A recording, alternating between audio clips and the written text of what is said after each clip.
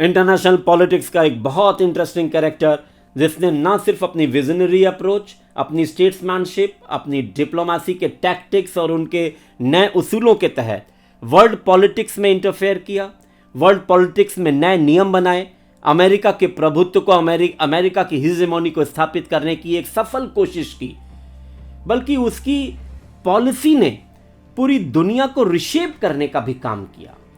और ऐसा व्यक्तित्व, वो भारत से भी बहुत नफरत करता था, चिढ़ता था। इंदिरा गांधी के लिए उसने बहुत अपशब्द कहते उस समय के अमेरिकी प्रशासन को हेड करने वाले अमेरिका के 37 प्रेसिडेंट रिचर्ड निक्सन के साथ मिलकर हम बात कर रहे हैं हेनरी किसिंजर की। हेनरी किसिंजर जो कि रिचर्ड निक्सन के साथ, रिचर्ड निक्सन के प्रशासन में सेक्रेटरी ऑफ स्टेट थे, उनके राष्ट्रीय सुरक्षा सलाहकार थे, और उन्होंने जो अपनी फॉरेन पॉलिसी की जो डॉक्ट्रिन चलाई, उस डॉक्ट्रिन ने अमेरिका के प्रभुत्व को तो वास्तव में आगे बढ़ाया, पर उनके किए हुए तमाम कार्य उनको एक युद्ध अपराधी के रूप में भी चर्चित करते रहे हैं, उनको बदनाम करते रहे हैं। ऐसा व्यक्तित्व 100 वर्ष की अपनी उम्र पूरी करने के बाद अभी कुछ दिन पूर्व 29 नवंबर 2023 बुधवार को उनका महाप्रयाण हो गया। वो नहीं रहे हमारे बीच में, लेकिन वो व्यक्ति 100 साल तक रहा, और उस व्यक्ति ने 60 के दशक, 70 के दशक से बात के और अपने जीवन के अंतिम समय तक उस व्यक्ति ने इंटरनेशनल पॉलिटिक्स में इतना किया है, इतना दिया है कि आने वाले काफी समय तक इस व्यक्ति की डॉक्ट्रिन को पढ़ा जाएगा, समझा जाएगा। और मैं समझता हूं कि डिप्लोमेसी क्षेत्र में काम करने वाला शायद ही 60 के दशक के बाद कोई ऐसा हस्ताक्षर रहा हो जिसने हेनरी किसिंजर से कुछ सीखा ना हो, उनको पढ़ के कुछ जाना ना हो। ऐसे व्यक्ति के बारे में चर्चा करनी इसलिए भी जरूरी है क्योंकि जो वर्ल्ड पॉलिटिक्स में थोड़ा भी इंटरेस्ट रखते हैं, चाहे वो अमेरिका की पॉलिटिक्स हो, सेकेंड वर्ल्ड वॉर के बाद जिस तरह की एक रिशेप हुई थी दुनिया, दो ध्रुवी दुनिया बन गई थी, साम्यवाद और पूंजीवाद की लड़ाई हुई थी। इस दो ध्रुवी दुनिया में एक धड़े का नेतृत्व अमेरिका कर रहा था, एक धड़े का नेतृत्व यूएसएसआर कर रहा था। और इसमें जिस तरह की पॉलिसीज अमेरिका बनाता कि पूरी दुनिया पे अपनी हिजेमोनी को स्थापित करने को लेके, भारत भी उससे प्रभावित हो रहा था। भारत शुरू से एक अमेरिका से दूरी बना के रखता है, और नेहरू के जमाने से भारत के यूएसएसआर से संबंध बहुत नजदीक थे, इसलिए अमेरिका भी शुरू से भारत से थोड़ा एक दूरी बना के रखता था। यही रीजन है कि अमेरिका का हाथ हमेशा भारत के शत्रु देशों पर रहा, विशेषकर पाकिस्तान पर। चाइना को भी अमेरिका जो है बहुत पसंद नहीं करता था, और चाइना में जब से कम्युनिस्ट गवर्नमेंट आई थी तो उस कम्युनिस्ट गवर्नमेंट की जो रिबेलियन गवर्नमेंट थी, जो ताइवान से चलती थी, उसको अमेरिका मान्यता देता था। इसलिए चाइना की कम्युनिस्ट सरकार से भी उसके बनने के 21 वर्षों तक अमेरिका का कोई राजनयिक संपर्क नहीं था। लेकिन इन सारी पॉलिसीज को रिशेप करने का काम करने का अगर कोई व्यक्तित्व ने काम किया रिचर्ड निक्सन के जमाने में, रिचर्ड निक्सन के साथ मिलकर, तो वो व्यक्तित्व था हेनरी किसिंजर, जिनकी आज हम चर्चा कर रहे हैं, जो भारत को दुश्मन की दृष्टि से देखते थे। भारत की उस समय की तत्कालीन प्रधानमंत्री को अपशब्द कहने वाले रिचर्ड निक्सन और हेनरी किसिंजर दोनों ने मिलकर के, जब इंदिरा गांधी 1971 में, जबकि भारत और पाकिस्तान के युद्ध की बेला चल रही थी या युद्ध का वातावरण बन रहा था, उस समय इंदिरा गांधी ने अमेरिका के इंटरवेंशन के लिए, कि जिस तरह से शरणार्थी उस समय ईस्ट पाकिस्तान में विद्रोह के कारण 1 करोड़ से ज्यादा शरणार्थी भारत में प्रवेश कर गए थे, भारत के बंगाल के क्षेत्र में, इंदिरा गांधी ने अमेरिका की स्टेट विजिट की थी। उस स्टेट विजिट जो 4 और 5 नवंबर 1971 को होती है, और उसी के दौरान अपनी प्राइवेट मीटिंग में हेनरी किसिंजर के साथ निक्सन और हेनरी किसिंजर ने इंदिरा गांधी के लिए अपशब्दों का इस्तेमाल किया था। बाकायदा इसका ऑडियो रिलीज हुआ 2005 में, वो डिकोड किया गया जो उन्होंने कहा गया था। उससे लगता है कि कितनी घृणित सोच हेनरी किसिंजर की भारत के प्रति थी। पर वो व्यक्तित्व तो इंटरनेशनल अरीना में इतना इंपॉर्टेंट था, तो जरूर उसके कुछ ऐसे काम रहे होंगे जो सिर्फ ना भारत के नज़रिए से इंपॉर्टेंट है, बल्कि पूरी दुनिया की इंटरनेशनल पॉलिटिक्स के नज़रिए से इंपॉर्टेंट है।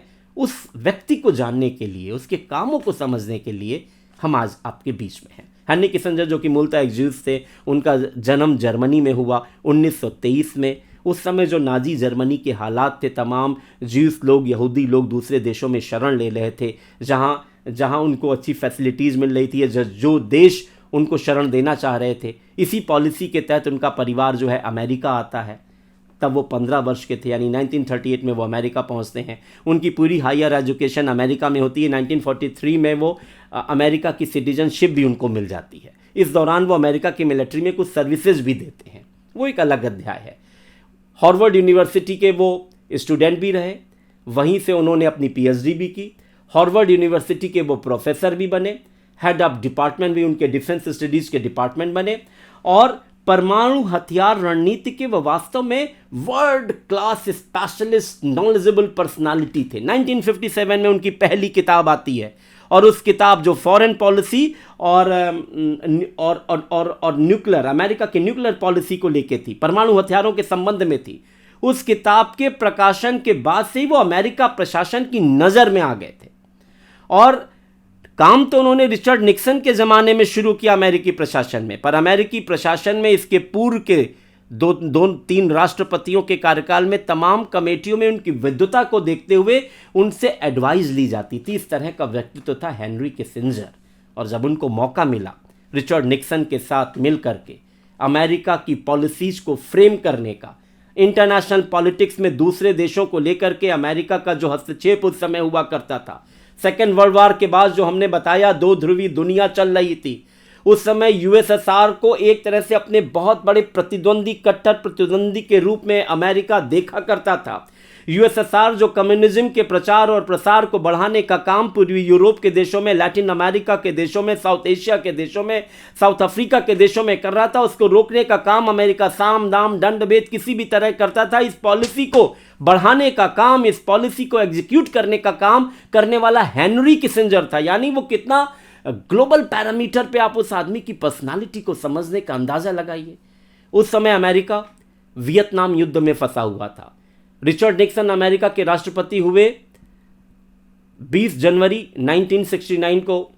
उनका कार्यकाल पूरा होने के पहले उनको वाटरगेट स्कैंडल के कारण 1 साल या कुछ महीने पहले उनको इस्तीफा देना पड़ा। In recent months, members of my administration and officials of the Committee for the Re-election of the President, including some of my closest friends and most trusted aides, have been charged with involvement in what has come to be known as the Watergate affair. उसके बाद Gerrold Ford America के राष्ट्रपति हुए। इन दोनों कार्यकाल में secretary of state का दायित्व संभाला हेनरी किसिंजर ने। राष्ट्रीय सुरक्षा सलाहकार थे, और यही वो दशक था, 70 का दशक। हमने बताया अमेरिका वियतनाम युद्ध में फंसा हुआ था। लिंडसे जॉनसन के समय से अमेरिका ने वियतनाम में जो समय पॉलिसी, हेनरी ट्रूमैन ने अपने समय में सेकेंड वर्ल्ड वॉर के बाद एक पॉलिसी की थी कि कम्युनिज्म को रोकना है, यूएसएसआर को चेक करना है, उसी पॉलिसी के तहत काम करते हुए जिस तरह से वियतनाम में वियतनाम के 2 पार्ट थे, एक था उत्तरी वियतनाम, एक था दक्षिणी वियतनाम। दक्षिणी वियतनाम में राइटिस्ट गवर्नमेंट थी, उत्तरी वियतनाम में की गवर्नमेंट दक्षिणी वियतनाम को अपने में मिला लेना चाहती थी। उस यूनिफिकेशन को रोकने के लिए पहले प्रॉक्सी वॉर के रूप में उन्होंने वहाँ के दक्षिण वियतनाम की सरकार को समर्थन दिया अमेरिका ने। बाद में सीधा कूदी, किस तरह से जाके अमेरिका वहाँ फंस गया, अमेरिका ने वहाँ पर किस तरह के अमानवीय कार्य किए, कंबोडिया पे बम्बार्डमेंट किया, कितने लाखों लोग वहाँ पर मारे गए, इन सब की जिम्मेदारी अमेरिका की थी। वियतनाम के युद्ध में अमेरिका पूरी तरह से फंसा हुआ था, पर वहाँ से ग्रेसफुली एग्जिट कराने का काम, उसको एग्जीक्यूशन कराने का काम उत्तरी कोरिया और उत्तरी वियतनाम और दक्षिणी वियतनाम के बीच में एक शांति वार्ता कराने वाले उस निगोशिएटर का नाम था हेनरी किसिंजर। वर्ल्ड पॉलिटिक्स में इतना इफेक्ट रखता था वो पर्सनालिटी। पेरिस में वो पीस टॉक हुई, जिसके लिए उनको 1973 में नोबेल पीस प्राइज भी मिला। हालांकि 2 वर्ष बाद वो समझौता फेल्योर हो गया और ये अपना नोबेल पीस प्राइज वापस भी करना चाहते थे। इनकी बहुत आलोचना भी हुई। उस नोबेल पीस प्राइज को तो तमाम कहा जाता था कि अब तो राजनीति के क्षेत्र में एक ऐसे व्यक्तित्व को और ऐसे देश के व्यक्तित्व को नोबेल पीस प्राइज दे दिया गया जो कि इस क्राइसिस का जिम्मेदार है, जो लाखों लोगों के कहते हैं मर्डर का जिम्मेदार है। इनको वियतनाम पॉलिसी में कंबोडिया पे बम्बार्डमेंट के कारण, ये निक्सन के ज़माने में हुआ था कंबोडिया पे बम्बार्डमेंट, ये उस समय Henry Kissinger secretary of state थे, इनके उस कृत्य के कारण और साउथ अमेरिका में जो तमाम तरह के तख्ता पलट हुए उस तख्ता पलट की पॉलिसी को एग्जीक्यूट कराने के कारण तमाम अपने राजनीतिक विरोधियों को बहुत ही ब्रूटली मर्डर कराने के कारण उन सरकारों को समर्थन देने के लिए जिन्होंने तख्ता पलट किया, इसमें हेनरी किसिंजर को वॉर क्रिमिनल के रूप में तमाम देश के लोगों ने मुकदमे भी किए। यानी वो सिर्फ एक नायक के रूप में नहीं, युद्ध अपराधी के रूप में भी अंतर्राष्ट्रीय राजनीति में जाना जाता था ऐसा व्यक्तित्व। उस व्यक्तित्व ने यूएसएसआर के बढ़ते हुए प्रभाव को रोकने के लिए 70 के दशक में उसने विदेश नीति के माध्यम से जो उसने पॉलिसी शुरू की, जिसे कहते हैं कि यूएस सोवियत यूनियन रिलेशन को नए शेप करने के लिए देतांते की पॉलिटिक्स। ये देखिए नए नए टर्म जो फॉरेन पॉलिसी में ईजाद हुए, जब फॉरेन पॉलिसी के पुराने टर्म थे इनको एग्जीक्यूट करने का काम किया हेनरी किसिंजर ने। ऐसा व्यक्तित्व। इनके पहले उन कामों की चर्चा कर ले जो इंटरनेशनल रिलेशंस में बड़े महत्वपूर्ण थे। सोवियत संघ का प्रभाव बढ़ रहा था, अमेरिका सोवियत संघ के बीच में जो प्रतिस्पर्धा बढ़ रही थी, उस प्रतिस्पर्धा ने शीत युद्ध में दुनिया को दो खेमों में बांटा। दोनों खेमों में एक तरह की आर्म रेस शुरू हो गई थी, स्पेस वॉर शुरू हो गई थी, स्पेस से भी सप्रभुत्व करना चाहते थे। तमाम तरह के परमाणु हथियारों का जखीरा दोनों देश अपने यहां बनाने लग गए थे। पूरी दुनिया संकट के मुहाने पे खड़ी हो रही थी। इससे इस टेंशन को ईज करने के काम को कहते हैं डॉक्ट्रिन ऑफ देतांते, यानी यूएसएसआर से संबंधों में शिथिलीकरण, इस तनाव के शिथिलीकरण का काम हेनरी किसिंजर ने शुरू किया। उन्होंने डिप्लोमेसी कैसे शुरू की? उस समय चाइना से भी अमेरिका के रिलेशन नहीं थे, क्योंकि चाइना जो कम्युनिस्ट पार्टी की जो गवर्नमेंट चाइना में थी, उसकी रिबेलियन गवर्नमेंट जो कि ताइवान से चलती थी, उसको अमेरिका मान्यता प्रदान करता था। इस नाते दोनों में कोई राजनयिक संबंध नहीं थे। परंतु उस समय चाइना और यूएसएसआर में भी राइवलरी रहा करती थी। तो यूएसएसआर को चेकमेट करने के लिए, उस बैलेंस ऑफ पावर के लिए गुप्त रूप से हेनरी किसिंजर ने चाइना से संबंध बनाने का काम शुरू किया। यानी इंटरनेशनल पॉलिटिक्स में डिप्लोमेसी के तहत गुप्त रूप से विजनरी अप्रोच को अंजाम देते हुए अमेरिका के प्रभुत्व को बढ़ाने का काम हेनरी किसिंजर करने वाला था। अमेरिका की राजनीति में विदेश नीति का ऐसा पुरोधा न पहले कोई हुआ और ना उसके बाद कोई हुआ। ऐसी पर्सनालिटी था हेनरी किसिंजर। चाइना की जो वेस्ट पॉलिसी जो शुरू हुई, ये हेनरी किसिंजर के कारण शुरू हुई। जिस चाइना अमेरिका के कोई रिलेशंस नहीं थे राजनयिक, उस ठंडी बर्फ को पिघलाने का काम हेनरी किसिंजर की कूटनीति ने किया।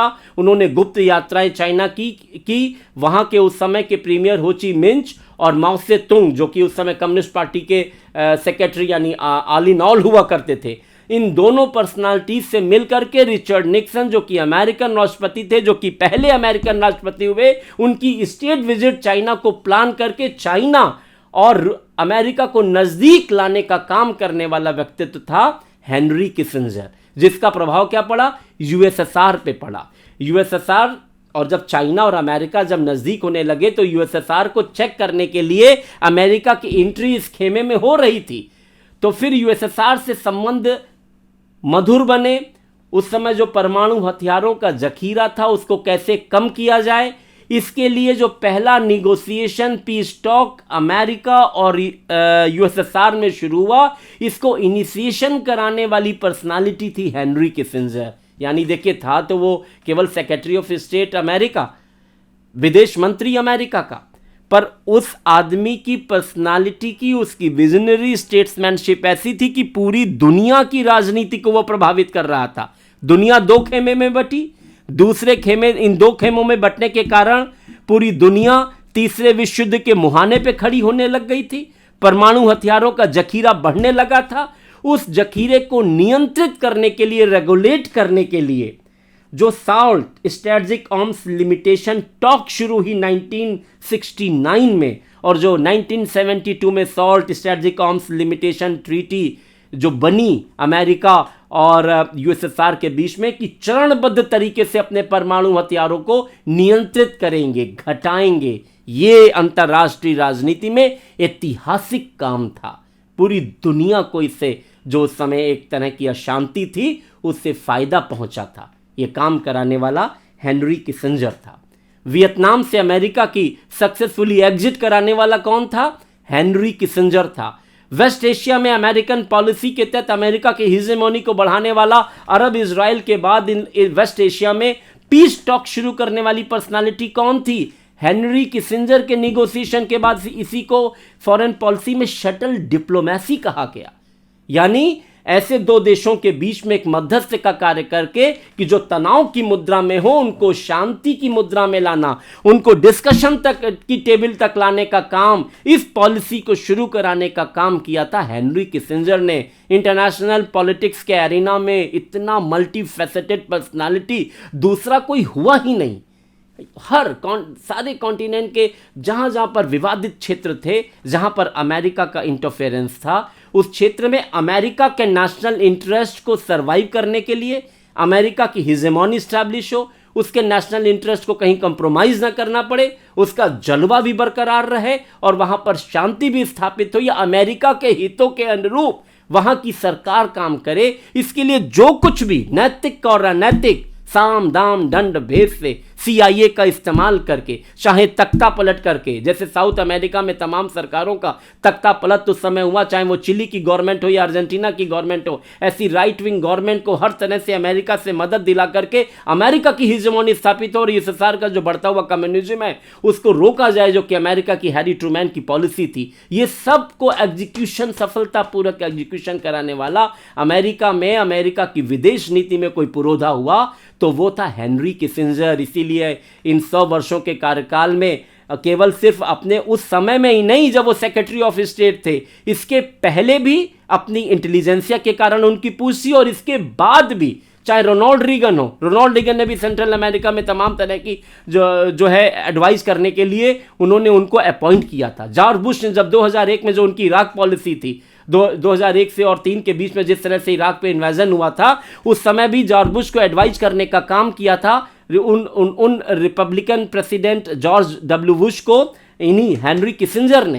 यानी तब वो सेक्रेटरी ऑफ स्टेट नहीं थे, सेक्रेटरी ऑफ स्टेट तो वो 2 बार रहे, लेकिन वो आदमी अपने जीवन के अंतिम समय तक महत्वपूर्ण रहा। 2 दर्जन से ज़्यादा उन्होंने किताबें फॉरेन पॉलिसी पे लिखी हैं, अपनी ऑटोबायोग्राफी लिखी है, जिसमें उन्होंने कहा है कि नैतिक मापदंडों पे चलते हुए आप अपनी विदेश नीति को निर्धारित नहीं कर सकते, ना आप अपने देश को सुरक्षित रख सकते हैं और ना उसके सम्मान को बढ़ा सकते हैं। कभी कभी ऐसा होता है कि नेशनल इंटरेस्ट को देखते हुए आपको तमाम अनैतिक कार्य भी करने पड़ते हैं। उन्होंने अपनी ऑटोबायोग्राफी में इस चीज़ का एडमिशन किया। हालांकि उन पे बहुत आरोप लगे कि उनके कारण लाखों लोग मारे गए, तमाम देशों में तख्ता पलट हुआ, निर्दोषों की जान गई, विशेषकर इंडिया और ईस्ट तैमूर को लेकर के। ईस्ट तिमोर का जो क्षेत्र है जिसमें इंडोनेशिया ने 1975 के आसपास जिस तरह से वहाँ की मिलिट्री ने जो नरसंहार किया था, जो जेनोसाइड किया था, जेनोसाइड की 2 घटनाएँ होती हैं। अब हम आते हैं अपने इंडियन सबकॉन्टिनेंट के ऊपर ही। तो पहले ये वाला क्षेत्र ईस्ट तिमोर की जो मैं बात कर रहा था, यहाँ पे जो जेनोसाइड हुआ था, इसको भी एक तरह से अमेरिका का प्रश्न था। अमेरिका इस पे आंखें मूंदे रहा। पूरी दुनिया का कोतवाल जब अपने आप को समझता था, तो जिस तरह से इस तरह से जेनोसाइड हो रहा था, वहाँ पर अमेरिका को इंटरवेंशन करना चाहिए था। इसी तरह के जेनोसाइड को रुकवाने के लिए इंदिरा गांधी अमेरिका की स्टेट विजिट 1971 सितंबर में करती हैं, पर उस स्टेट विजिट का कोई फ़ायदा नहीं होता। शायद हम पहले आपको बता चुके हैं कि उस समय किस तरह की अभद्र भाषा का प्रयोग वहाँ के उस समय के राष्ट्रपति निक्सन और उनके सेक्रेटरी ऑफ स्टेट, उनके राष्ट्रीय सुरक्षा सलाहकार हेनरी किसिंजर करते हैं। इंदिरा गांधी बहुत ही डैशिंग पर्सनालिटी थी। इंदिरा गांधी के बारे में निक्सन ने जो वर्ड कहे वो तो डिक्योड हुए बाद में, और हालांकि किसी अमेरिकी प्रशासन ने माफ़ी नहीं मांगी। हेनरी किसिंजर ने ज़रूर उसके लिए जब वर्ड डिकोड हुए और उनसे पूछा गया कि, तो उन्होंने कहा भाई ये वर्ड हमसे उस समय चूँकि कोल्ड वॉर का एरिना था और इंडिया का झुकाव USSR के प्रति था, और हमारे अमेरिका आने के पहले इंदिरा गांधी, लियोनिद ब्रेजनेव जो कि उस समय सोवियत संघ के सर्वेसर्वा थे, और उनके साथ मिलकर उन्होंने एक सुरक्षा संधि पर हस्ताक्षर किए थे। इसीलिए ये भाषा उसी आक्रोश में व्यक्त हो गई होगी, इसके लिए मैं माफ़ी भी मांगता हूँ, उन्होंने कहा। पर जिन अपशब्दों का प्रयोग भारतीय महिलाओं के लिए, भारत की उस समय की प्रधानमंत्री के लिए, भारतीयों के लिए, जो उस समय के अमेरिकन राष्ट्रपति ने और उनके विदेश मंत्री ने किया, वो अक्षम्य है, वो शर्मनाक है कि ऐसी भाषा भी अमेरिका का राष्ट्रपति बोल सकता है, जो कभी हम समझते हैं कि हमारे यहाँ शायद बहुत ही, जिसे कहा जाता है कि बहुत ही घटिया टुच्चे स्तर की भाषा जिसे कहा जाता है, ये शब्द हमारे यहाँ इस्तेमाल किए जाते हैं। खैर वो टॉपिक अलग है। तो जेनोसाइड के 2 एपिसोड की मैं बात कर रहा था, एक तो ईस्ट तिमोर में, दूसरा उस समय पूर्वी पाकिस्तान में। उसी की शिकायत लेके इंदिरा गांधी अमेरिकी प्रशासन के पास पहुंची थी कि 1 करोड़ से ज़्यादा शरणार्थी हमारे यहाँ आ गए हैं, पाकिस्तान इस समय उबल रहा है, वहाँ पर गृह युद्ध की स्थिति है, वहाँ पर इलेक्शन 1970 को हुए थे, उस इलेक्शन में अवामी लीग की गवर्नमेंट बन जानी चाहिए, अवामी लीग के जो मुजीबुर रहमान है, जो उनके हेड हैं, वो वहाँ के प्रधानमंत्री नियुक्त होने चाहिए, लेकिन अमेरिका का जो याह्या खान का जो प्रशासन है वो इस चीज़ को मान नहीं रहा है, वहाँ के इलेक्शन को वो वैलिड नहीं मान रहा है, तो अमेरिका इस पर इंटरवेंशन करे, क्योंकि अमेरिका का पाकिस्तान पे हाथ है, आपका मित्र देश है। ये बात वो कहने गई थी कि आपकी ट्रीटी उनसे है, इस ट्रीटी के तहत आप उनको कॉल करके आप कह सकते हैं, इंटरवेंशन कर सकते हैं। पर चूंकि वो अमेरिका का कोई सॉफ्ट कॉर्नर इंडिया के प्रति तो था नहीं, क्योंकि इंडिया का झुकाव उस 2 ध्रुवीय दुनिया में यूएसएसआर के साथ था, हमारे दोस्ताना रिलेशन यूएसएसआर के साथ थे। खैर, इंदिरा गांधी की बात नहीं सुनी जाती है। इंदिरा गांधी वापस इंडिया लौटती हैं और उस समय जो उन्होंने पॉलिटिक्स की, उन्होंने जिस तरह से घरेलू राजनीति को संभाला, उस समय जिस तरह से उन्होंने उस समय के अपोजिशन लीडर अटल बिहारी वाजपेयी का साथ लिया, उनको यूनाइटेड नेशंस में भी भेजा इंडिया को रिप्रेजेंट करने के लिए। उसके बाद सिक्योरिटी काउंसिल में यह मुद्दा उठा कि भारत किसी भी तरह हमला कर सकता है पाकिस्तान के ऊपर। इंदिरा गांधी ने कह दिया था कि अगर आप हमारी कोई मदद नहीं करते हैं शरणार्थियों की समस्या को सुलझाने में, तो हमें उनकी जो मुक्ति वाहिनी जो मोर्चा है, जो उस समय आज़ादी की लड़ाई लड़ रहा है, हम उनको एक एथिकल सपोर्ट तो मॉरल सपोर्ट तो देने, जरूरत पड़ेगा तो मिलिट्री सपोर्ट भी देंगे।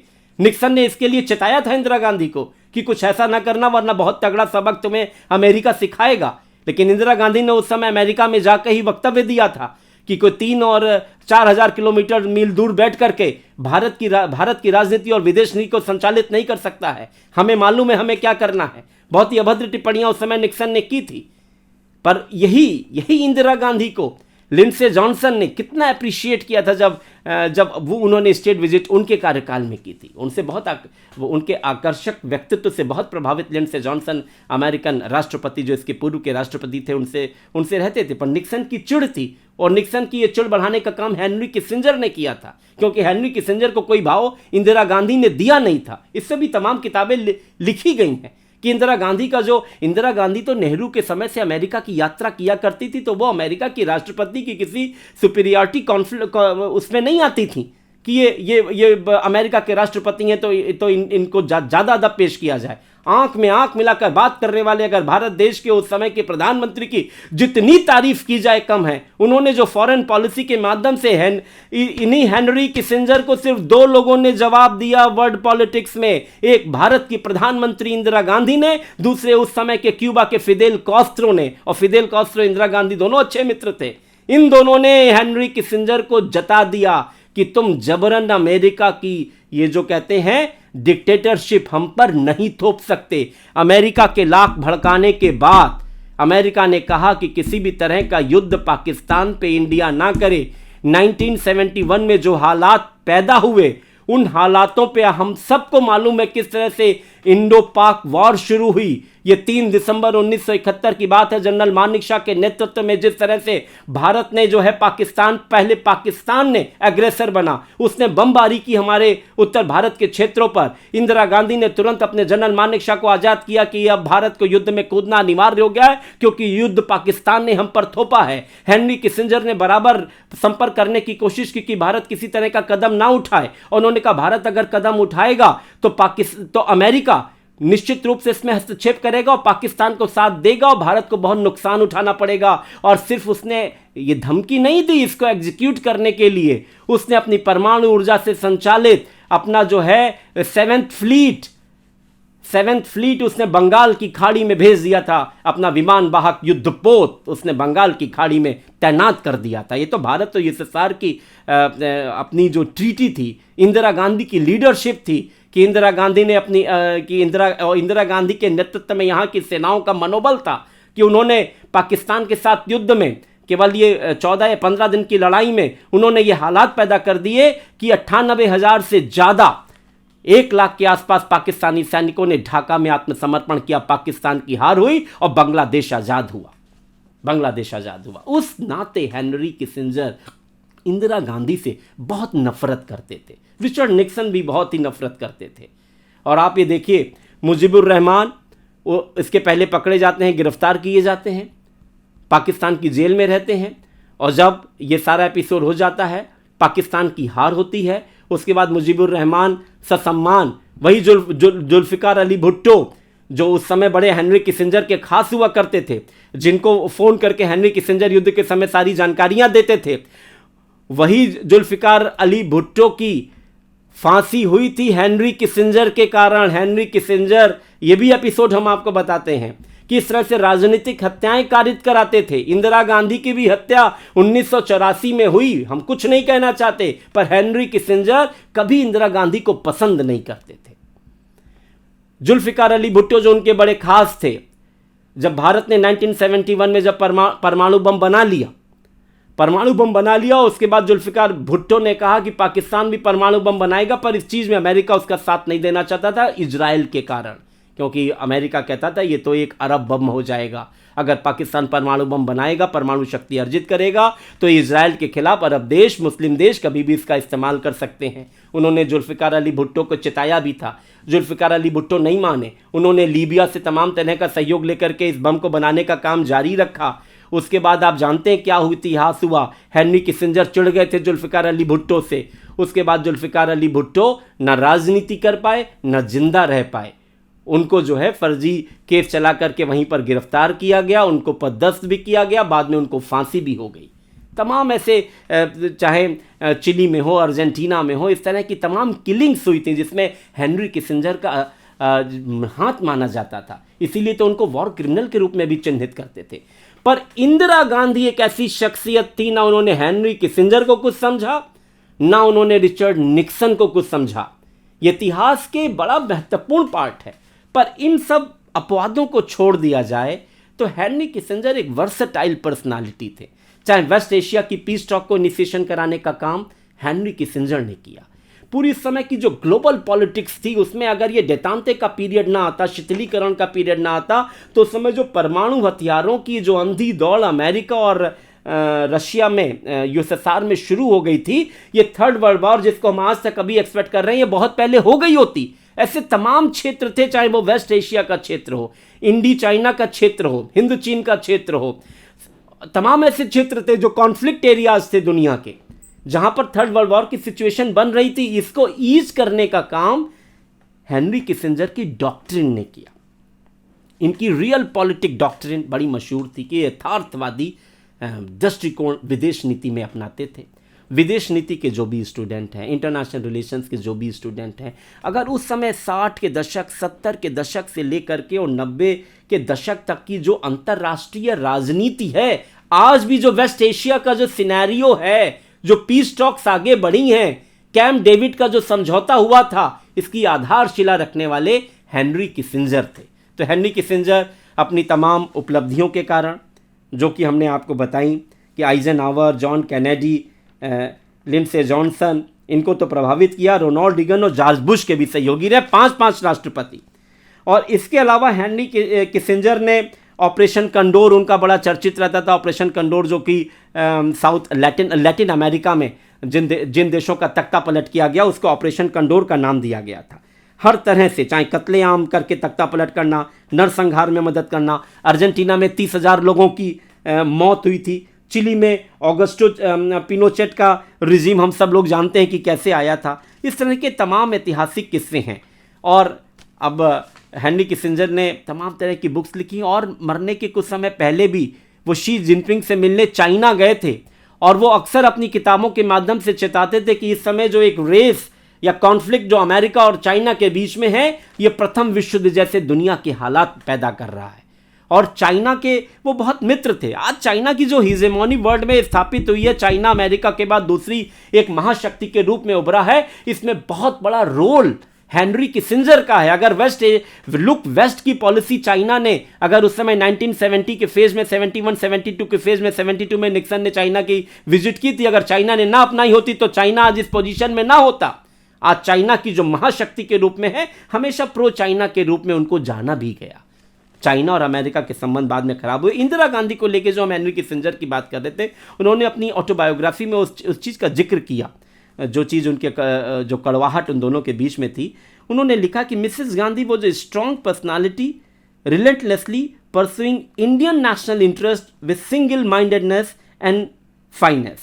I respected her strength even when her policies were hurtful to our national interest.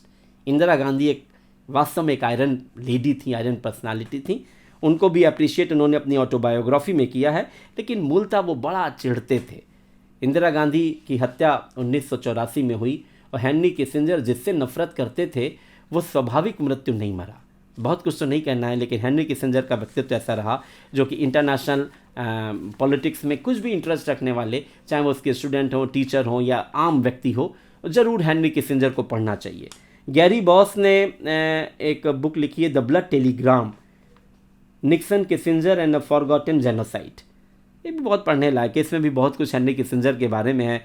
जो गैरी बॉस की जो बुक है, ये जो ब्लड टेलीग्राम है, ये ब्लड टेलीग्राम उस समय ढाका में जो अमेरिका के जो राजदूत थे, उन्होंने एक टेलीग्राम अमेरिका अपने सेक्रेटरी ऑफ स्टेट, अपने प्रशासन को उन्होंने भेजा था. उन्होंने कहा था कि यहाँ पर जितना अमेरिकन ऑफिशियल यहाँ की एम्बेसी में हैं, वो सब अमेरिका की जो ईस्ट पाकिस्तान को लेकर जो पॉलिसी है उससे बहुत नाराज़ है. यहाँ पर बहुत बड़े पैमाने पर ऑपरेशन सर्चलाइट के माध्यम से पाकिस्तानी सेना नरसंहार कर रही है, जेनोसाइड कर रही है. अमेरिका को इंटरवेंशन करना चाहिए.